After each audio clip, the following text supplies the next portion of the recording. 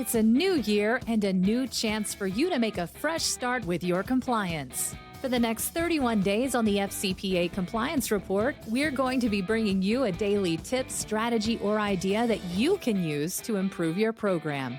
Here's your host, Tom Fox, the Compliance Evangelist. Hello, everyone. Tom Fox, back again with DiCianni, founder and president, CEO of Affiliated Monitors, for another discussion around boards of directors and compliance. Welcome back, Vin. Thanks, Tom. Nice to see you. And I wanted to maybe visit with you a little bit about what are some of the key areas that a board needs to make inquiry into, ask questions around, exercise oversight for a compliance function. Sure. I'll give you a couple. One is, do they understand what the compliance program is all about? Do they have that fundamental understanding of the compliance function, what it really is intended to do, that it is not the police department of the company, that it really is intended to send out messaging and work on detection programs, educating the staff on all of the various aspects of compliance and where there are risks and how to deal with that. And then how do you deal with failures from at the compliance level in terms of discipline and enforcement? Does the board really understand all of those fundamental elements? And sometimes that takes training of the board to develop that understanding.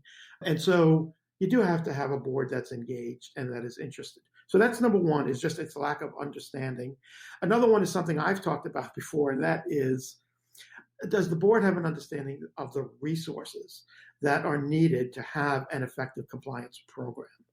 And again, I've seen some compliance programs that are beautifully resourced, and yet the focus of compliance and ethics is missing the mark.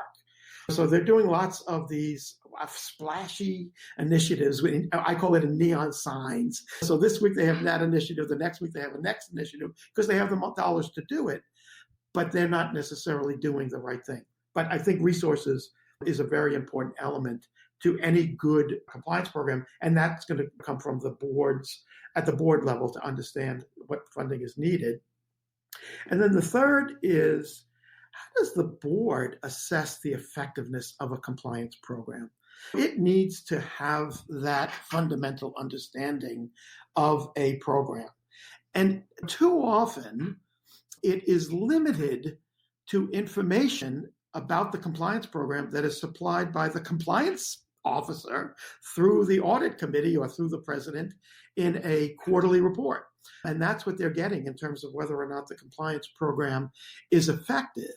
And the board is not necessarily doing the kinds of things that I think a board really should do to test the effectiveness of a program. So those are three areas that I think boards should be thinking about. Let me pick up on that last point, because I've obviously heard you and your colleagues talk about proactive monitoring. Could that same concept of proactive monitoring apply to a board testing effectiveness? Absolutely. It's the place where it derives. That's where it should originate. And that is because a board, as we have talked about, really does need to be involved with the compliance program and to understand how effective it is. And so how does a board do that? You can do it, as I said, through reports from the compliance officer on a quarterly basis, or a compliance committee or the internal audit committee of the board could engage a third-party assessor to come in and test the effectiveness of the program.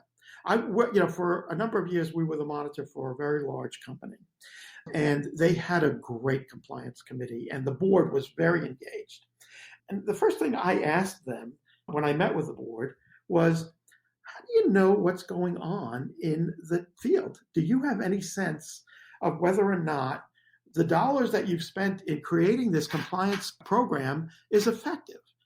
Are you taking the temperature of the field? Because that's where a lot of things occur that boards aren't aware of. Again, companies that have had FCPA violations, things happening in the field that nobody knows about and haven't been looking at. And so I always ask them that question: are you taking the temperature of the field? Now, how do you do that? We know the companies do surveys and that kind of thing, and sometimes they'll do their own focus groups, sometimes they'll do visits, but they get the company line too often when they're doing that. And so having the third party come in and do that kind of work as engaged through the board is really going to inform the board directly as to what's going on. So this is not coming through an engagement through the compliance office. It really is coming in through an engagement from the board. Just think about the difference there, because that's going to educate the board in terms of how effective the program is, where there are weaknesses, where there are gaps, where maybe they need to strengthen the compliance officer. Maybe they need to look at compliance perhaps in a different way. Maybe the training program isn't really effective. Maybe, the different aspects of it. That's a great education for a board on testing the effectiveness of the program. Could I change the words third parties to independent?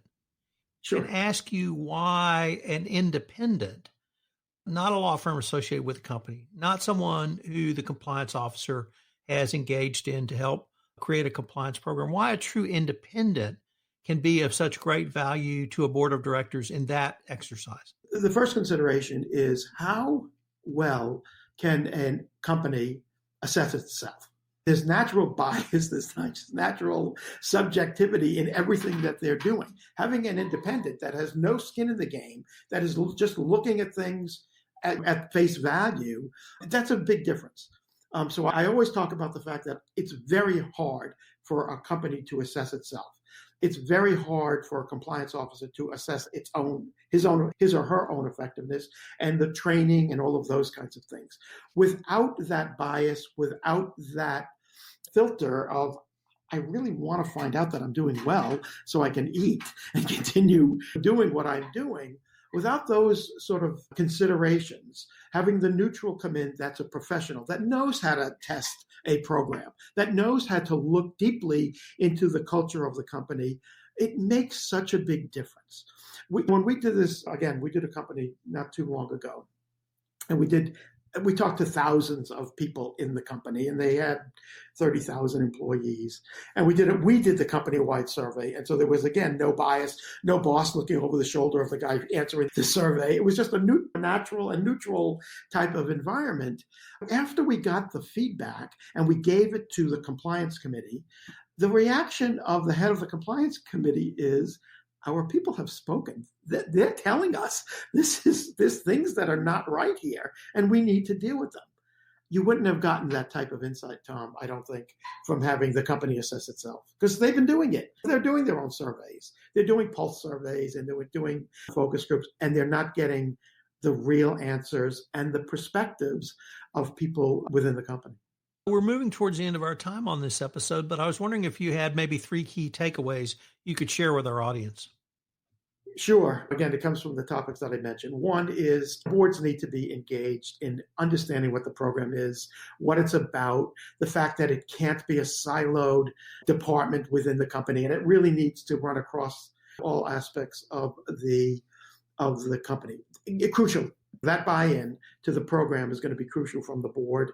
The second thing is, and I've said it a million times, the resources that the board makes available or forces the purses to be opened up for compliance is crucial. And then the third is testing the effectiveness of the program on a regular basis. And it doesn't have to be every 15 minutes or every year even, but just getting that third party's view of the program is invaluable.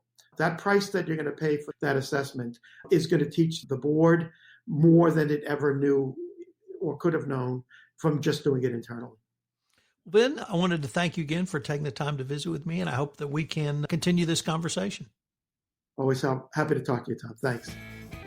Thank you for listening to this episode of 31 Days to a More Effective Compliance Program, where we're going to take a look at the role of the board of directors in a best practices compliance program. This production of 31 Days to a More Effective Compliance Program is a special production of the Compliance Podcast Network. I hope you will join me again tomorrow. This podcast is a part of the C-Suite Radio Network. For more top business podcasts, visit c-suiteradio.com.